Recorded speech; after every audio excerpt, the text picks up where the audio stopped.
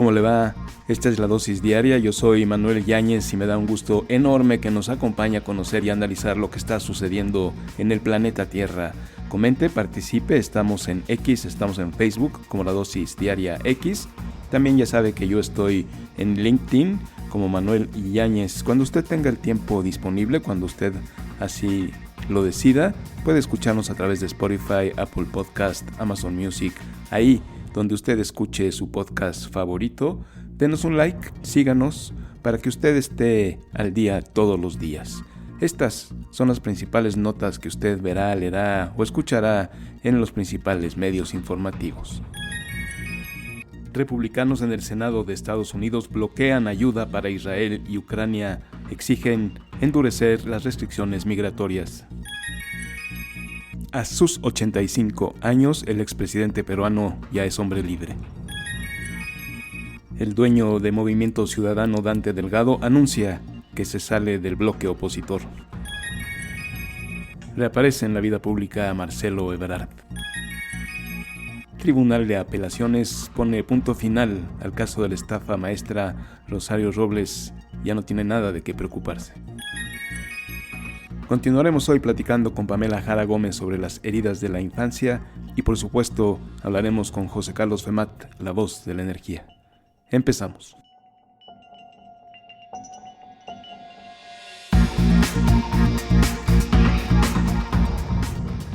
Continúa el endurecimiento en el tema migratorio por parte de los Estados Unidos. Hay ya varios pasos cerrados en la frontera en Arizona, en Texas, que no permiten la circulación de los migrantes, ni del transporte, ni de las mercancías. Ahora, los republicanos en el Senado bloquean la ayuda para Israel y Ucrania y exigen endurecer las restricciones migratorias. A cambio de sus votos, la bancada conservadora exige restringir las leyes migratorias de Estados Unidos, en particular al sistema de asilo, y eliminar una serie de permisos humanitarios.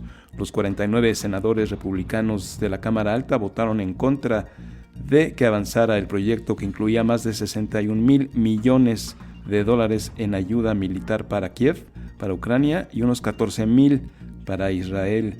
Durante su intervención, el líder de la bancada conservadora en el Senado, Mitch McConnell, aseguró que su partido no apoyará el paquete presupuestario si a cambio no se imponen restricciones migratorias.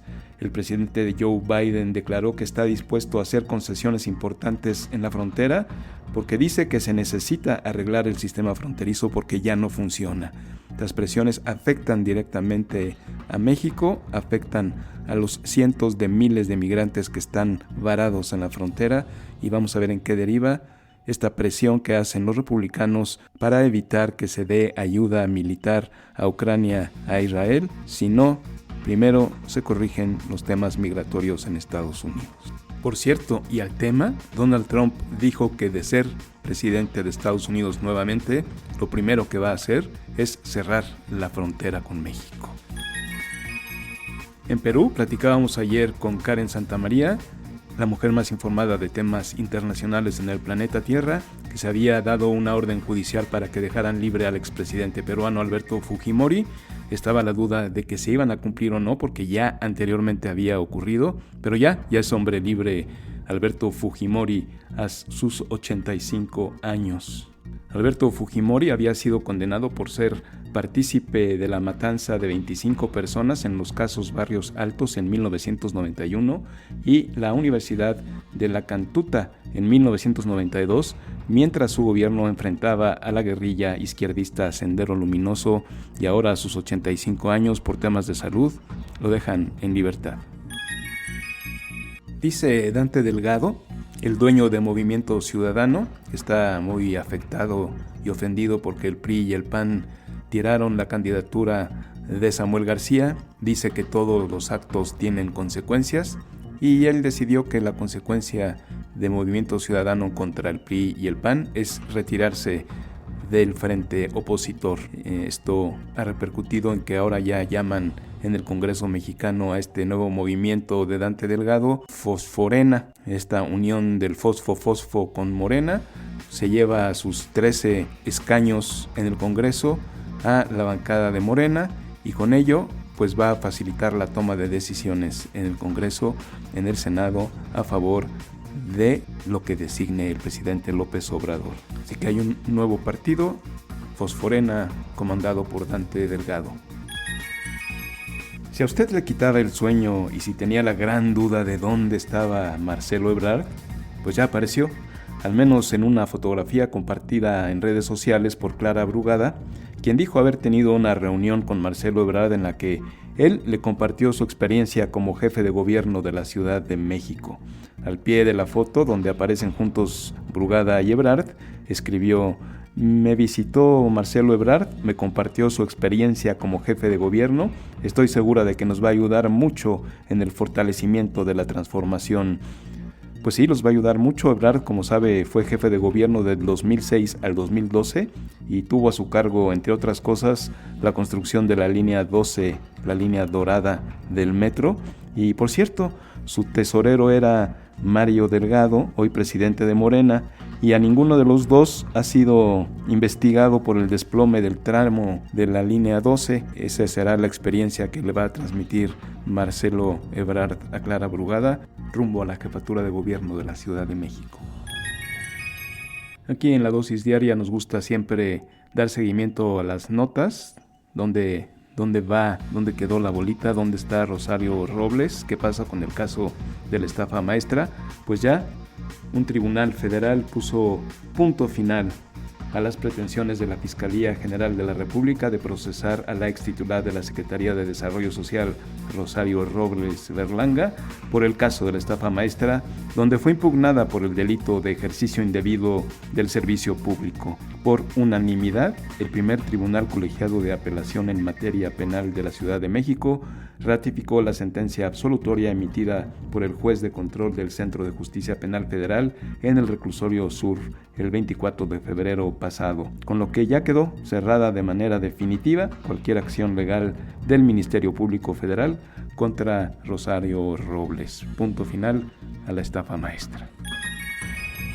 Y ya están formalmente presentados los equipos de campaña de Claudia Sheinbaum y de Xóchitl Gálvez rumbo a la presidencia de la República para estas elecciones de junio del 2024. Los principales integrantes, vamos a ver, Claudia Sheinbaum tiene como coordinador de la precampaña y de la campaña a Mario Delgado Carrillo y Xóchitl Gálvez puso a Santiago Krill. Claudia Sheinbaum tiene a Citlali Hernández Mora como coordinadora de alianzas. La esposa del expresidente Felipe Calderón será quien lleve la coordinación de alianzas, Margarita Zavala por parte de Xóchitl Gálvez. Gerardo Fernández Noroña, como premio a su participación como precandidato, se va a llevar la coordinación con la sociedad civil, y del lado de Xóchitl Gálvez será Ángel Ávila Romero. Otro que se lleva premio, Ricardo Monreal Ávila, será el coordinador territorial. Del lado de Xóchitl Gálvez será Rubén Moreira, el exgobernador. Claudia Sheinbaum nombró a Jesús Valdés Peña en Mexicanos al Exterior como Relaciones Exteriores. Xóchitl Gálvez tendrá a Ildefonso Guajardo. Tatiana Cloutier Carrillo será la coordinadora de voceros, comunicación social, por parte de Claudia Sheinbaum, y por parte de Xóchitl Gálvez será Max Cortázar. Finalmente, otro que se lleva premio será Adán Augusto López, quien es el coordinador político. Del lado de Xóchitl Gálvez será Carolina Villano Austria quien lleve esta coordinación política. Así que están los tres, no está Marcelo Ebrard, pero está Gerardo Fernández Noroña, está Ricardo Monreal y está Adán Augusto López del lado de Claudia Sheinbaum.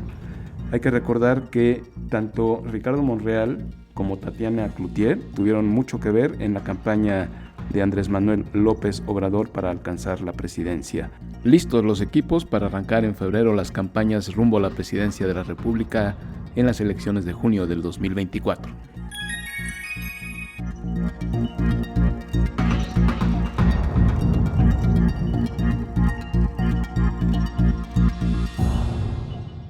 Ya estamos aquí, café en mano, platicando de temas de energía con el experto en el planeta Tierra en estos temas, José Carlos Femat, la voz de la energía. ¿Cómo estás, José Carlos? Muy bien, Manolo, pues ya acercándose las fiestas navideñas, ya huele a ponche en todos lados.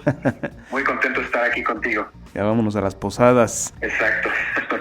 Pues mira, Manolo, vamos a hablar de la generación distribuida porque este tipo de generación ha estado saliendo y ha estado surgiendo como una verdadera revolución o una solución al paradigma de la generación eléctrica en México y en muchos otros países. Y fíjate por qué, porque está a estos periodos que a la gente le gusta llamar crisis, ¿no? A esta crisis petrolera, al cambio climático, que sí lo vivimos diario, a la creciente demanda eléctrica. Esta generación distribuida, y ahorita te digo qué es, o lo que propone es generar electricidad cerca de los lugares de consumo.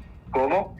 Pues a través de paneles solares, a través de mini hidráulicas, a través de pequeños molinos o estos de viento solar, ¿no? Aprovechando tecnologías modernas, respaldándose poco, pero sí en la red eléctrica.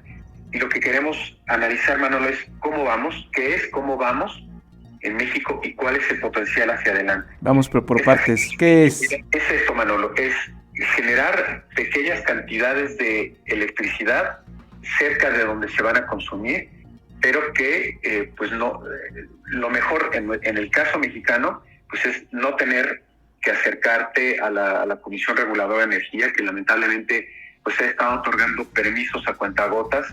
Si tú quieres formar una sociedad de autoconsumo utilizando las tecnologías y te quieres ir arriba del medio mega, ¿no?, de 500 kilowatts, tienes que acercarte a la Comisión Reguladora de Energía, solicitar el permiso, y sabemos que eso va a tardar años. Entonces, lo mejor es tener pequeños programas, incluso para tu propia casa o para comunidades muy pequeñas, de menos de 500 kilowatts, que no requieres estos permisos, y que lo que te va a hacer es que te va a generar electricidad suficiente para, no sé, la escuela, para algunos utensilios ahí electrodomésticos. En México, lamentablemente, se ha estado desarrollando muy lentamente en comparación con otros países, porque no hay políticas y regulaciones que estén adaptadas a las necesidades específicas de esta industria.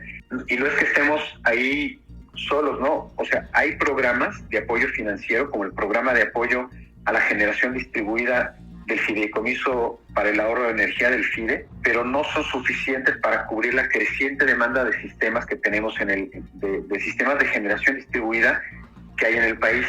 Y mira, nada más por poner una perspectiva, según la Comisión Reguladora de Energía, y no es que ella otorgue estos permisos, sino que lleva un registro, las peticiones de interconexión de instalaciones eléctricas con capacidad inferior a 5 megawatts alcanzaron los 2.954 megawatts a través de 367.200 contratos con la CFE, una inversión de $3.952 millones. Y todo esto, Manolo, nada más tomar nota, en el primer semestre de 2023. Solamente en el primer semestre de este año tuvimos 367.200 contratos de interconexión, a diferencia de los 334.000 que tuvimos el año pasado. Lo que es necesario es seguir impulsando este tipo de tecnologías. Ahorita te cuento por qué, porque es esencial abordar todos los desafíos actuales, como la falta de políticas claras, la limitada capacidad de financiamiento y, sobre todo, Manolo, quitarnos ya esta idea de la cabeza o esta dependencia que tenemos tan grande de los combustibles fósiles en la generación de energía eléctrica. Las aplicaciones de la generación distribuida, no solamente en México, sino en todo el mundo, son muy diversas, porque puedes utilizarla desde la carga base, la que utilizas pues a toda hora, en todos los momentos, hasta la carga en punta, que es muy, muy cara, o bien establecer o constituir sistemas de generación aislada o remota.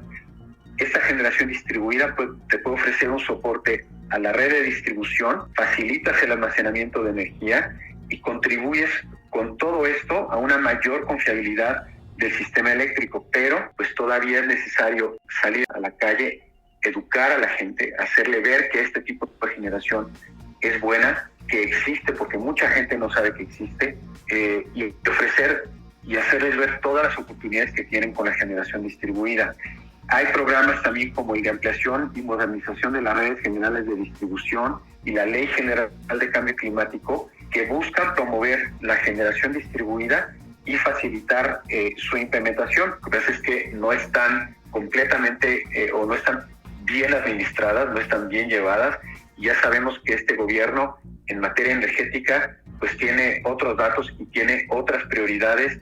Ahí está la refinería de Dos Bocas. Lo que hay que tomar en cuenta, Manolo, no solamente para lo que queda de esta administración, sino sobre todo para la siguiente administración, es abrir los ojos y hacerles ver que la generación distribuida no solamente mejora la calidad de la energía en los centros urbanos, sino que podría ser una solución para mejorar la calidad y la estabilidad del suministro de energía en áreas remotas y rurales, donde las líneas de transmisión son muy débiles, están fallando en cada momento o de plano no existen. Puede impulsar la economía local al crear empleos, porque la instalación, operación y mantenimiento de estos sistemas requieren de una mano de obra calificada.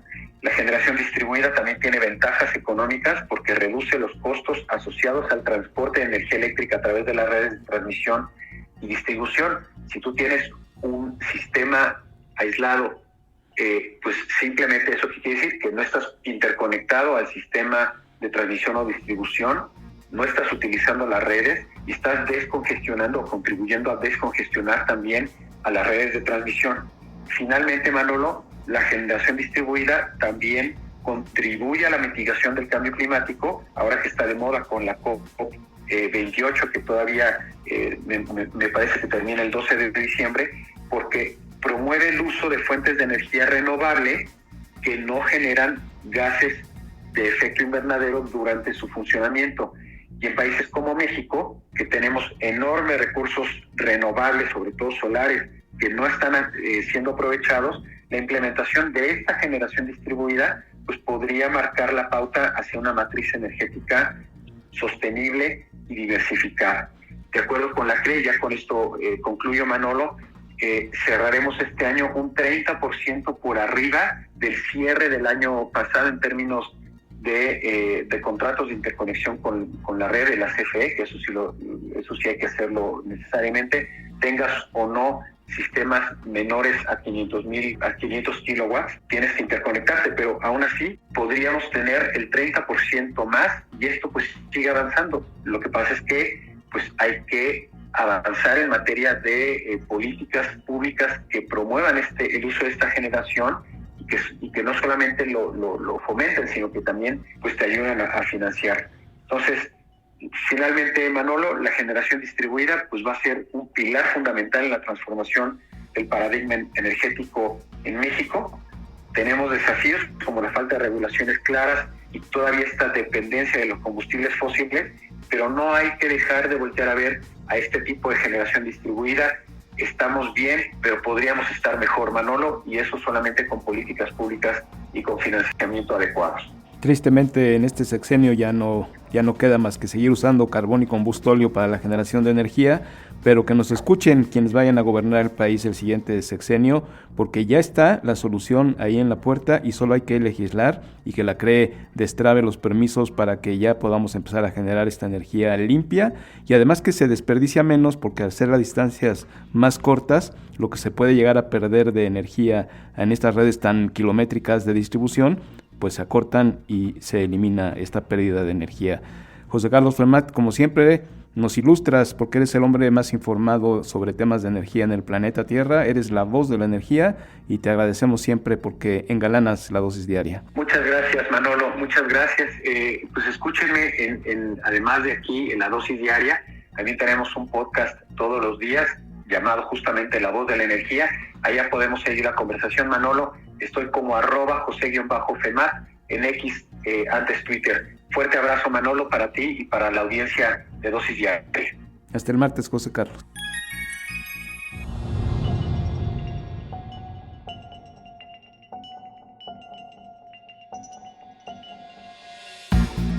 Estamos platicando con Pamela Jara Gómez. Ella es coach, terapeuta, especialista en personas altamente sensibles y hemos estado siguiendo este tema de las heridas de la infancia. Ya vimos el abandono, vimos el rechazo. Hoy nos toca hablar de la humillación. Pamela, ¿cómo estás? Hola, mucho gusto, Manuel, muy bien yo y saludos a todos por allá. Saludos hasta Barcelona.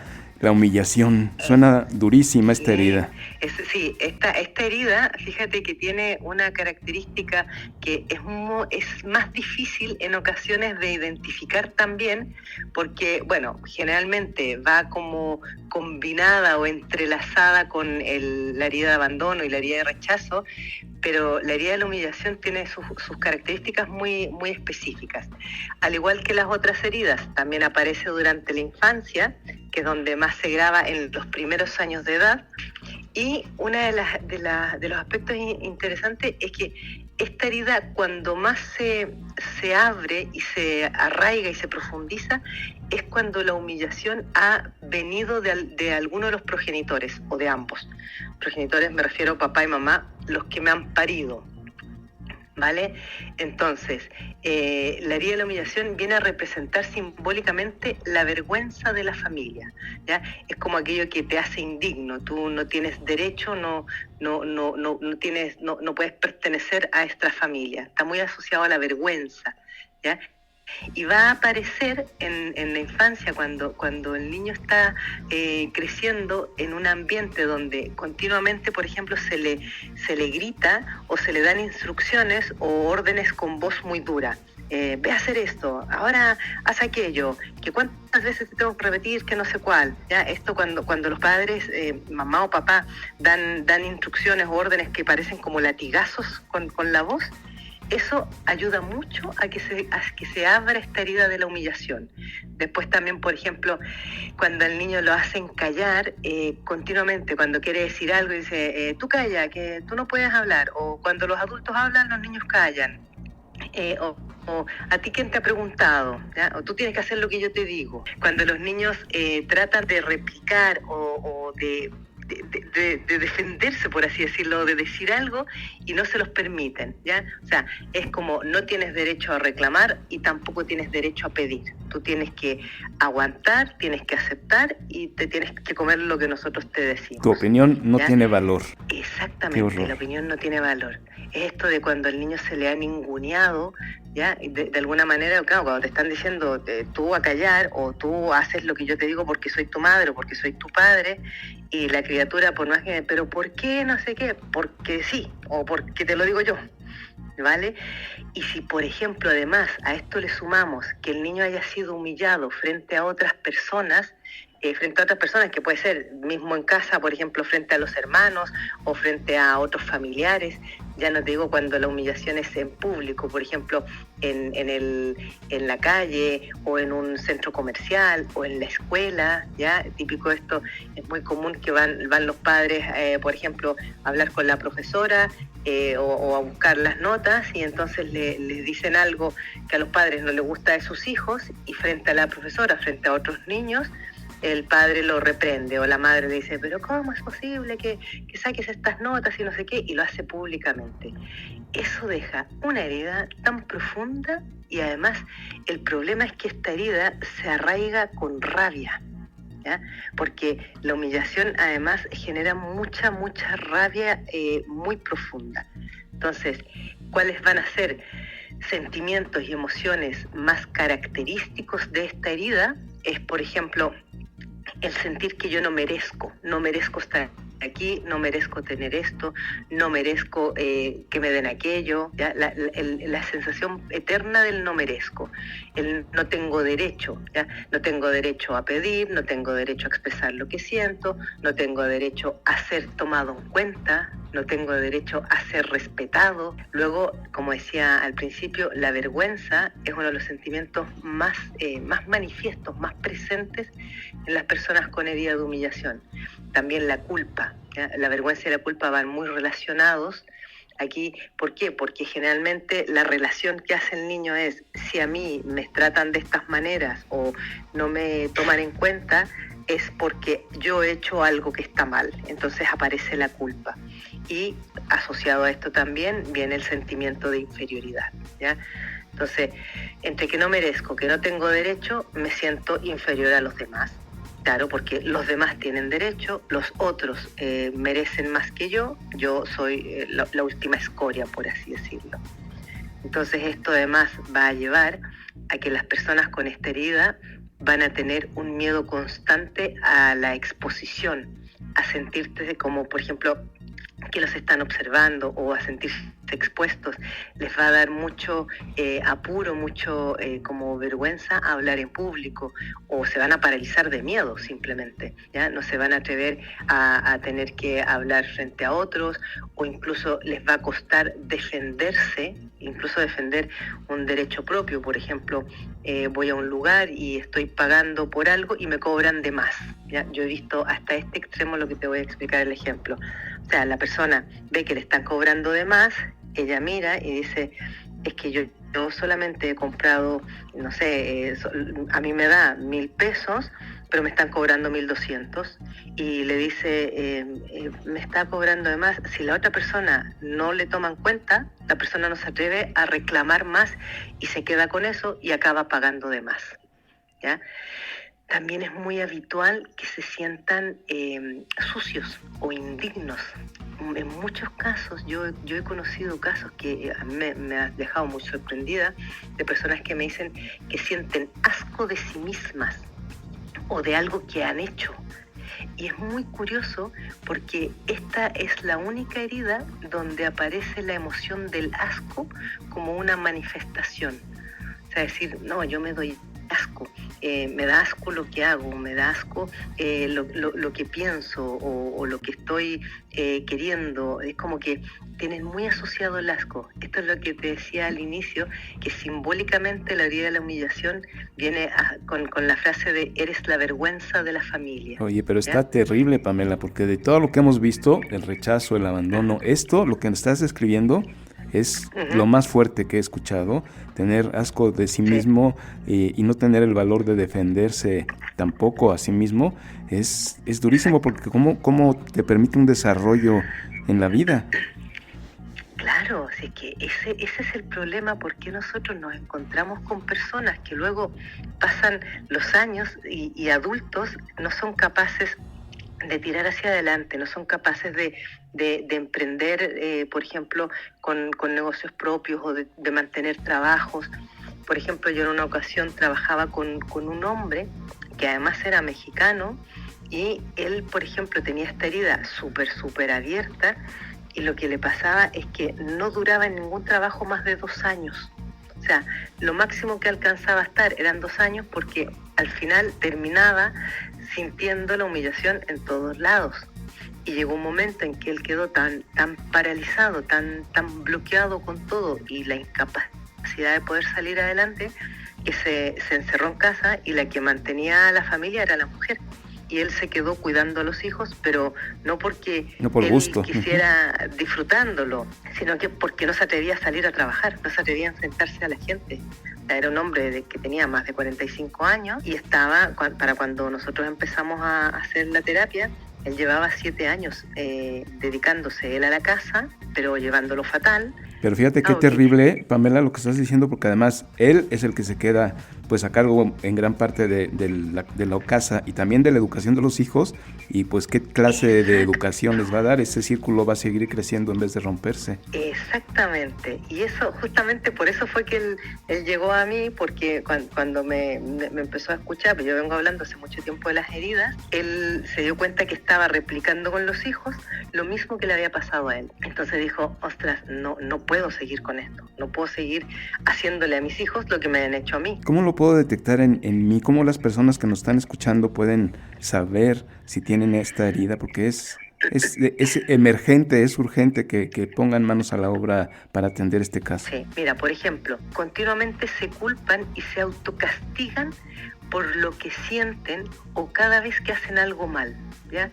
Esto como que se dieran latigazos. Pero ¿cómo puedo ser tan estúpido? ¿Cómo puedo ser tan tonto? ¿Cómo es posible que siempre me pase lo mismo? ¿Ya? Esta culpa y este autocastigo. También son personas que casi nunca contradicen a nadie. O sea, te pueden estar diciendo en la cara algo que es completamente falso y que tú tienes todo para demostrar que no es así, pero prefieren callar antes que contradecir al otro.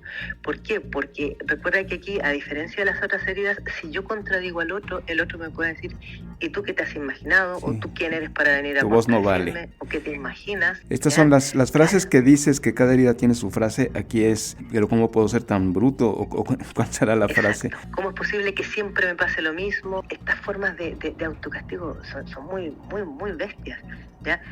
Por ejemplo, bueno, lo que decía antes, las dificultades para hablar en público frente a otras personas, que se ponen muy nerviosos cuando se sienten observados o expuestos a las miradas de otros, reaccionan a la defensiva o atacando, ¿ya? Hay algunas personas que se van al otro extremo, entonces cada vez que alguien les dice algo, atacan, reaccionan atacando, como el animal herido, ¿ya? Entonces el otro le dice, pero si solamente te estaba diciendo que lo podrías haber puesto del lado izquierdo en vez del lado derecho.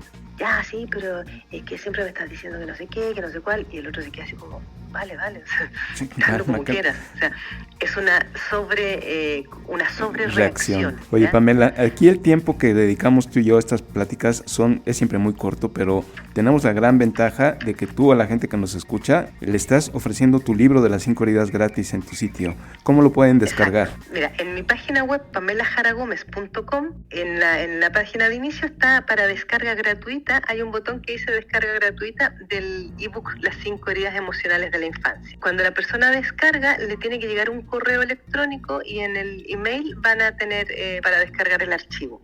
Si llegan a tener cualquier dificultad, me pueden enviar un WhatsApp, porque en mi página web hay un botón para contactarme por WhatsApp. También pueden ver, yo he desarrollado estos temas con un poco más de profundidad en mi canal YouTube, en la sección en directo, el canal YouTube @PamelaJaraGómez. Ahí están todas las heridas de la infancia también en distintos vídeos donde las pueden trabajar, ya lo pueden mirar. Entonces, esas son las opciones, y si alguien quisiera trabajarlo ya a nivel personal, si quiere trabajarse sus propias heridas, me pueden contactar para hacer terapia individual. También en mi página web hay un botón para reservar una primera sesión informativa, es gratuita, de 20 minutos, donde me explican lo que les sucede y yo les explico cómo se trabajaría el proceso para la sanación. Entonces ahí tienen todas esas instancias para poder contactarme. Y ya saben que @PamelaJaraGómez en Instagram, en TikTok, en Facebook, en donde usted la busque, así la va a encontrar. Fíjate que una de las personas que nos escuchan me escribió a través de LinkedIn y me dijo, escuché a Pamela Jara Gómez y son cosas que yo ya conozco, ya sabía, pero de todos modos me descargué el libro para leerlo. O sea que sí, la gente ya está teniendo reacciones. Sí nos da pena, sí creemos que sabemos, sí creemos que nosotros no podemos tener algunas de estas heridas, pero es importante, ya que no nos estás cobrando el libro, Pamela, pues descargarlo, leerlo, porque a lo mejor nos sorprende que sí tenemos alguna de las heridas. Exactamente, exacto. Y lo bueno es que en ese ebook está escrito de tal manera para que las personas puedan identificarse dónde resuenan con esas heridas. Y lo más importante de todo, Manuel, es que sepan que sí se puede sanar. Que hay algo que hacer. Sí se puede mejorar la calidad de vida. Y además que nunca es tarde, no importa si tienes 20 años o 50 años, si tú lo lees, hay maneras de que puedas sanar las heridas. Pamela, un gusto enorme. Siempre vuela el tiempo cuando estamos platicando contigo, pero siempre sabemos que podemos escucharte en tu en vivo los lunes en YouTube y que vas a regresar a la dosis diaria el próximo jueves. Exactamente. El próximo jueves te adelanto que vamos a hablar acerca de la importancia y el efecto de las madres con los hijos pequeños, ¿ya? El proyecto Sentido. Proyecto Sentido, qué interesante. Pamela, como siempre, hasta el próximo jueves. Hasta el próximo jueves, Manuel. Un abrazo a todos. Adiós. Gracias a Pamela Jara Gómez, gracias a José Carlos Femat, la voz de la energía, pero gracias a usted que participa y escucha con la dosis diaria. Hagamos estos temas tema de conversación. Búsquenos en X, en Facebook, como La Dosis Diaria X. Cuando usted tenga el tiempo disponible, puede escucharnos en Spotify, Amazon Music, Apple Podcast. Suscríbase, denos un like para que usted esté al día todos los días. Por lo pronto, yo soy Manuel Yáñez. Ya está usted informado. Pásela bien.